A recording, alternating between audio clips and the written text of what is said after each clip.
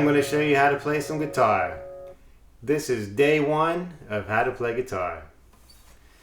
So the first things that you'll need to know is your strings. So if we start at the top here, which is kind of the bottom from your perspective, but when you're looking at it this way, this is like the top, which is the smallest string, and that's an E. The next one is a B. Then we have a G. Then we have a D. And a A. And a E. So two E's, top and bottom. So what's with all these letters anyway? So in music, we use the letters A, B, C, D, E, F, and G to identify our notes. So the reason why it stops at G is because eventually the sounds catch back up to themselves. And what I mean by that is this is also an E, just like this. You can kind of hear it's the same, but higher. So there's a total of 13 notes. So if we were to start up at here on our E, F, F sharp, G, G sharp, A sharp, B, C, C sharp, D, D sharp, E. And so it would be the same thing on each string that we started out. It still goes A, B, C, D, E, F, G, and some of them have notes that we call sharps. So a sharp is when you go from, let's say, a G, and you go one fret or note higher to a G sharp. But you might have noticed not all of the notes have a sharp. E does not have a sharp. It just goes from the E to the F. Also, a B does not have a sharp. The next note is a C. So you may want to have a piece of paper to write down some of these key things down that you're going to need to remember. The first one was the names of the strings. The order is E, B, G, D, A, E. And that it goes from A, B, C, D, E, F, G. Also make a note that there's no E sharp and no B sharp. So also, if we were on our G string again, and we went down a half step, that is a F sharp, a F and then one up. But if we're coming from the G, we can call that a G flat. So there's notes that either are a flat or a sharp, and it's the same thing, it just depends on where you came from. If you're going backwards, it's flat. If you're going up, it's sharp. So those are your flat and sharp notes. And so when you're playing a song, you're going to want to play in what's called a key. And when you're playing a song, we don't use every single note that we could do on all of these strings with all of these frets. These little square rectangular shaped areas are called frets. And when you're playing on them, you want to put your finger right behind the fret that you're trying to be on. So if we're trying to play this G right here, we don't want to be back here where it's all buzzy. You want to be close up to the next little bar right there, where it's nice and clear. You want to make sure that you're using your fingertips coming down kind of from straight up and pushing all the way down. If it's not down all the way, it's not going to do anything, and if it's only down a little, it's going to buzz. So you want to work on pushing it all the way in. It shouldn't have to hurt your finger too bad, although you will have to build up some strength in your fingers and some roughness in your skin. But the main thing is to make sure you're getting a clear sound. So back to the notes.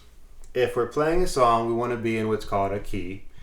And we'll get more into that later with a little bit more music theory. But for today, we just want to give you some of these basic things to work on.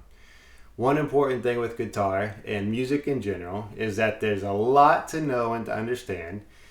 And it can seem overwhelming and like a lot. But if you just focus on learning a little bit at a time until you've got this little piece solid, then get the next part and the next part, it makes it a lot better and a lot more fun because you're learning what you got and not overwhelming yourself. So for today, with our music theory, we just want to know that there are keys, which is a group of 7 notes. Remember, we said we had A, B, C, D, E, F, G, and there's some flats and sharps. When you play in a key, you're only using 7 of those. So why do we do that? Well, let me show you. If I was to just go in a straight line,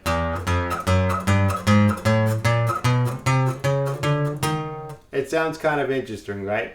Sounds like it's climbing up some stairs or a ladder or something, but it's not necessarily that musical. Well, what happens when I apply a little bit of music theory and just play 7 of the right notes? In this case, I'm going to play as if I was playing in the key of E major, so that I can just start on this string right here.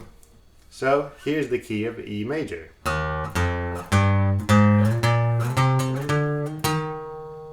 Sounds way more musical, right? And that's because I played in the key instead of just all of the notes. So to play in a key, there's a pattern that we follow to make sure that we stay in the key and are doing the right notes. Because watch this, if I mess up that pattern,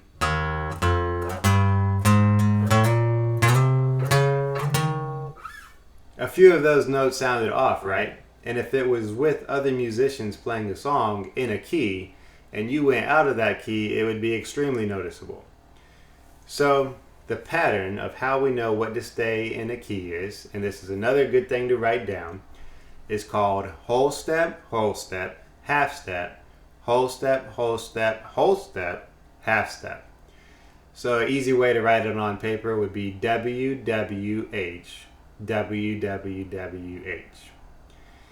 And the good way to know if you did the pattern right is it should end on the same note you started with. Like I showed you, this is an E also. When you do the pattern right, you end up on the E. So what's a whole step? What's a half step? A whole step is when we go from one note, we jump over the next one and go to the next one. That's a whole step. So a half step is when we just go from one note to the very next note. So that's a half step. A whole step, half step. If we were to follow the pattern of our whole steps and half steps, if we're on our open E and we took a whole step and then whole step, half step, whole step, whole step, whole step, half step. And that's your key. You can do it at any starting point and it's the same thing. So if we wanted to play in the key of G, we just start here and follow the pattern. Whole step, half step, whole step, whole step, whole step, half step. And that's a G again right there. So this pattern is how you can know how to stay in a key, and it's a good thing to practice while you're learning how to make good notes. So you can do it anywhere and just practice starting on different strings at different places and get the pattern deep into your brain so you remember it really well and get used to making some notes. So let's just start. Middle string right here, fourth string right in here. We don't even have to know what it is. We just want to practice the pattern.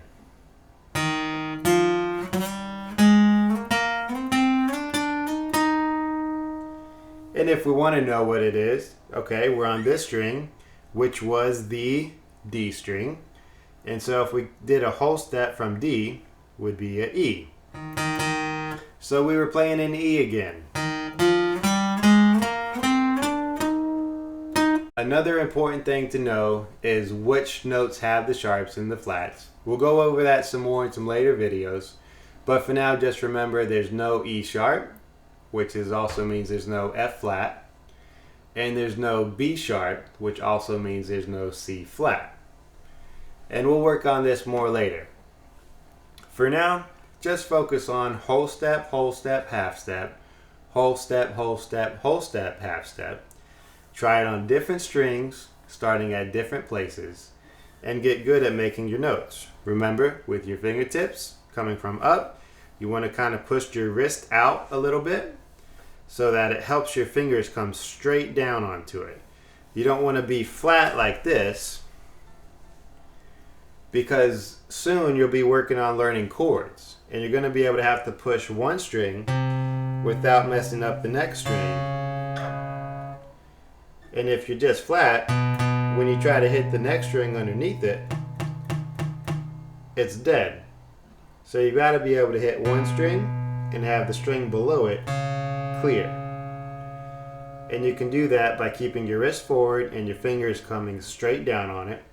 Notice I've got my thumb on the back here to help me grip it really well, so that I can just push straight down with my fingertip.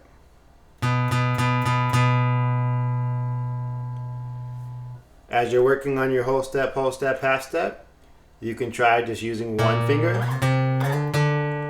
You can try moving fingers. And of course, you're going to have to slide it up.